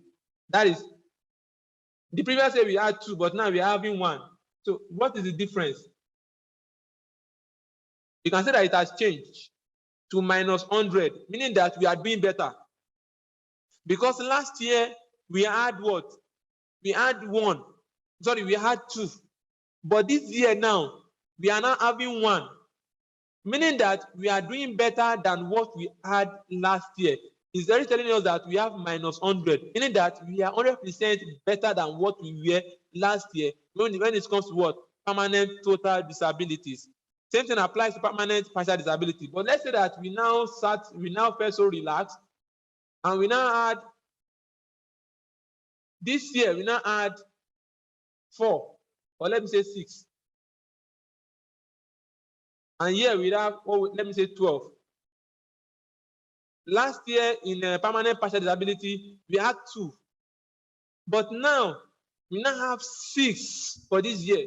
What will the dashboard tell us? Let's see the dashboard. The dashboard tells us that what? For permanent partial disability, we are 67% more than what we have before. Please let us meet ourselves. We are 67% more than what we have before. The same thing applies to permanent total disability. We are 50% more than what we had before. it means that we need to do better and we have not achieved our goal. So that is that about leading indicators. Hey, who is outside? Oh, who is in Somali? Because that place sounds like Somali. That place sounds like Somali. Oh, please help me to mute the person. Oh, who is our admin? Who is our co?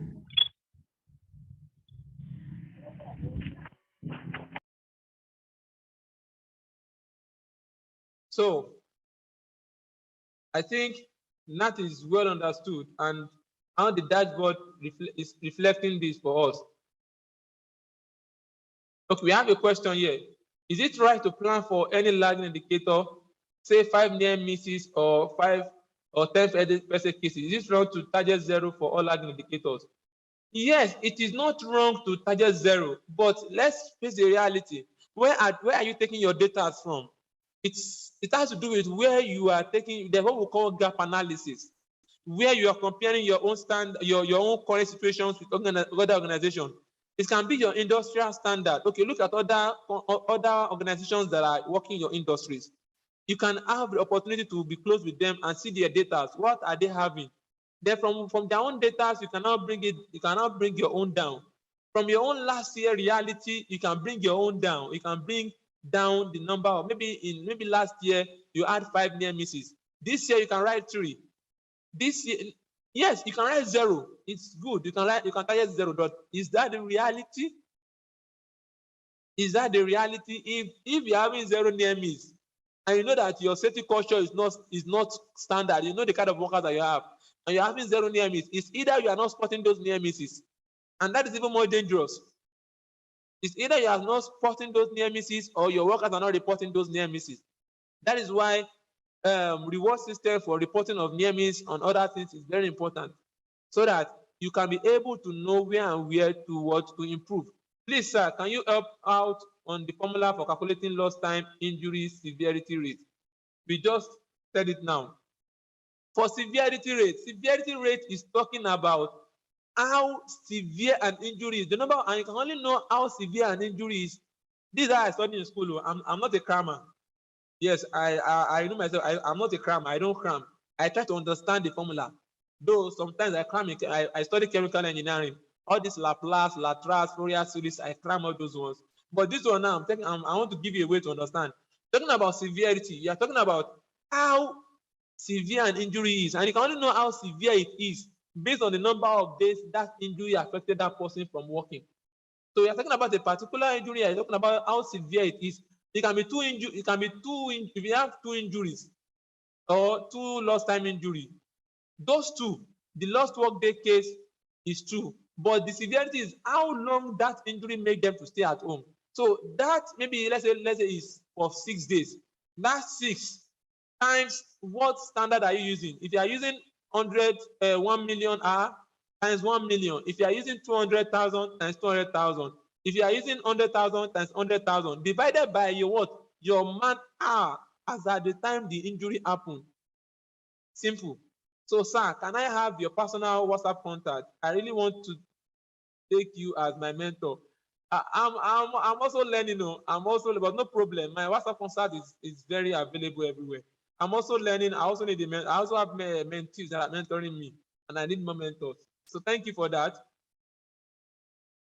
So what else we have? I think that we've already touched many parts of today's training, and I think we are very good to go. So on this note, we say we have done justice to today's training. Which of the materials, Excel sheet or PowerPoint will be available for us? We can use the Excel sheet to deduce the formula. Yes, I've already given the formula already, and the formula will be on it's on both, and I've said it, I'm going to share both to all of us. So don't be scared. So that is that on today's training on data board, Excel data board. We truly appreciate your feedbacks. Your feedback is very important to us. You can go to our website, www.codargood.com, to where we have the feedback session. Give us feedback on this training.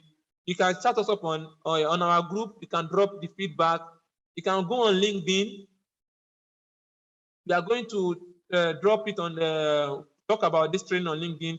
Give us your feedback on this training. Is this training really worth it? Did you gain anything from this training? How important is this training to us? Please let us try and give us feedback. And that takes us to the end of today's training. Like we said, we are having a next training, which is going to be a paid training section. Wow, my best HSE training so far. Please, we want you to put this training. If you have our link if you have our information on LinkedIn, please kindly put your comment there. We will appreciate that. Thank you very much. So this is a direct message. Please kindly put the message on the generally. Don't put it as a direct message so that everybody will see this.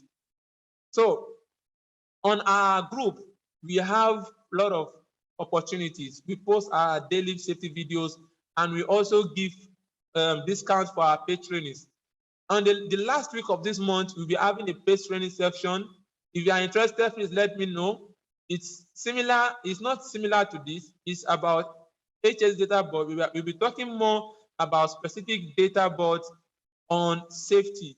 We call it QHSE analysis data board dashboard. It's going to be a paid training, and it's not going to be expensive at all. It will cost less than 20,000 naira. And if you belong to our WhatsApp group, we're giving you a discount when you are part of our group, and you indicate yourself that you are part of the group, and we see you in the group as being active. You also get this discount. So if you're interested in this training, in this our next training, please let us know. Any question, please let us know. Yeah, everybody can be part of the group. Yes, the group is available. You can chat me up. I'll drop my phone number now. You chat me up on WhatsApp.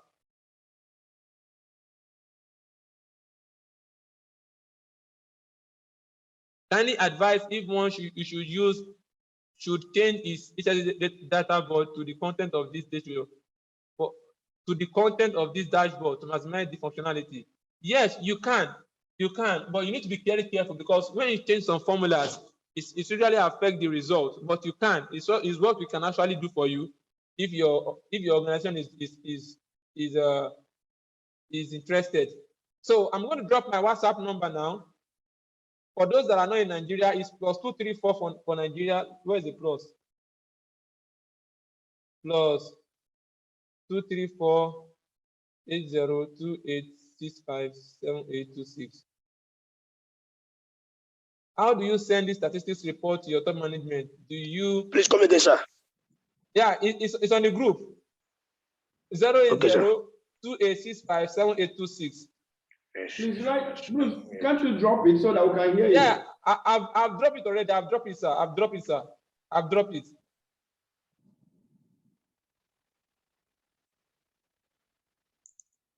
So our next training is going to be a paid training. We want you all to benefit from this training. We want you all to be part of this training. It's not going to exhaust you.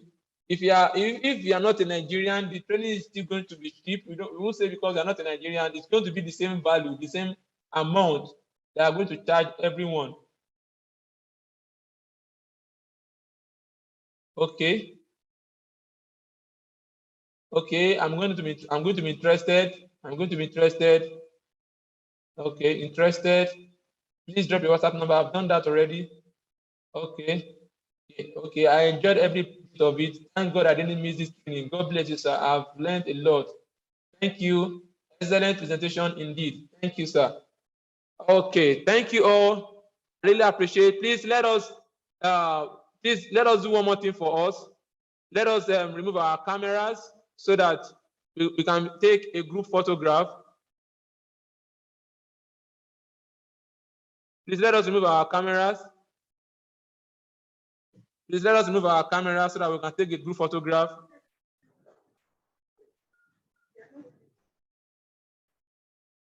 Someone is at the beach. Okay, it's editing. Don't make me feel jealous of you. So if you are interested, please kindly chat me up It's not going to be expensive. Our plan is at maximum of 20,000 naira. That is maximum. Our plan is even to be low, maybe 15 or 10,000 naira. We want it to be very low so that everybody will benefit from that particular training.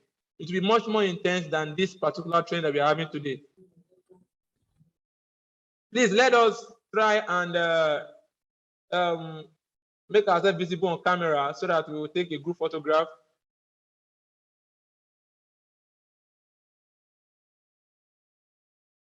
We've not seen your number yet, so. Okay. I will say. Okay, I will say it now. 080. Okay, 080. 28. 28. 65.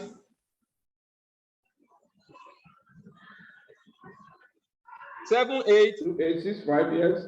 7826.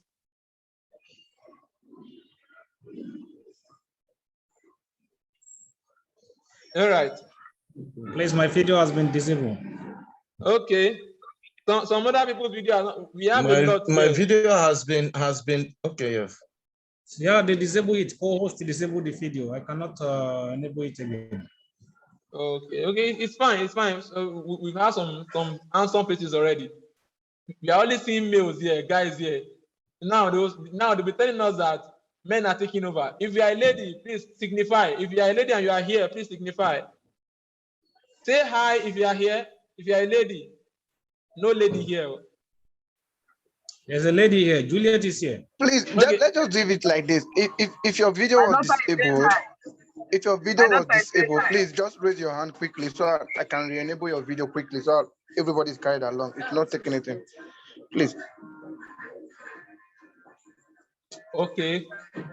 Just raise your hand. I will enable your video again. We have 5 ladies. I think we have one. Just only one. Yeah, I saw Juliet. If you can start your video now, let me know quickly. All right, thank you. Hey, I can see Juliet. Juliet, make sure you are here for the paid training. It's not going to be expensive. Okay, Rekpene Ewo, I'm a lady. Okay, that's beautiful. Okay. I think this is good. Please do endeavor to chat me up on WhatsApp. Let me add us to the group so that from there, if your video was disabled, we'll be able to communicate better and give ourselves more trainings. I think that is fine.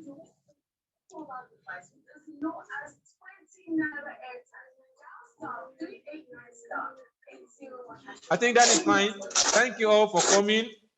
We really appreciate your presence. Please let us endeavor to go to. We are going to drop it on the group on LinkedIn now. We want you to comment on the value you've gotten from this training. Please, and please. We want you to comment on LinkedIn and other social media handles. Please, we need your feedback on our YouTube channel. Sorry, I said YouTube channel. Okay, another thing. Thank God I remember YouTube channel now. So this is our website. So I can keep this, right? That is our website. It's not smelling like your shoe, right? For some of us that have not, that is yet to see us on YouTube, we have a YouTube channel when we drop all these videos. We drop all the safety videos. Just type safety word together, then TV. You will see me there.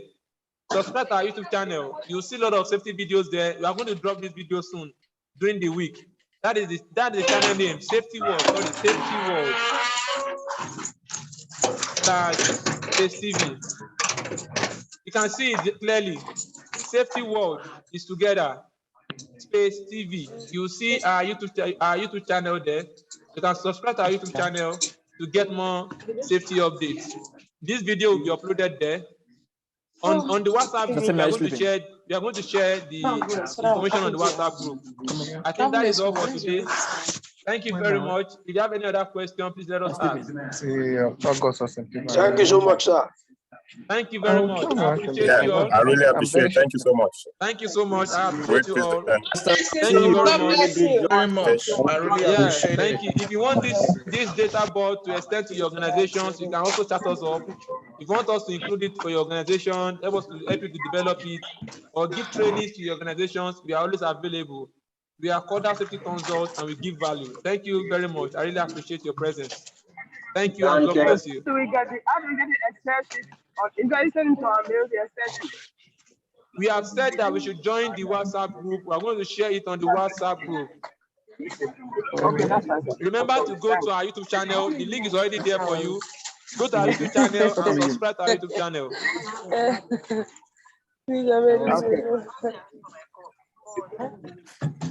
Okay, thank you very much, sir. I think this was a well-spent time, honestly.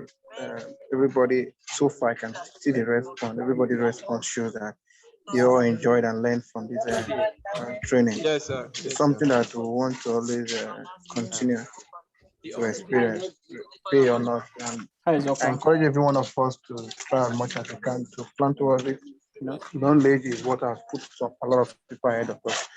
All right. When it comes to training, it's very important because without that, you can't even compete. It is what you have to offer that people would always want to listen to, not the color of your skin. Yeah, very correct. Hence, you see that some of our Nigerian friends and brothers, they are all working all over the world. Just recently, one of the big boys in the HSE industry was made the HSE manager for North America. He's a typical Yoruba man.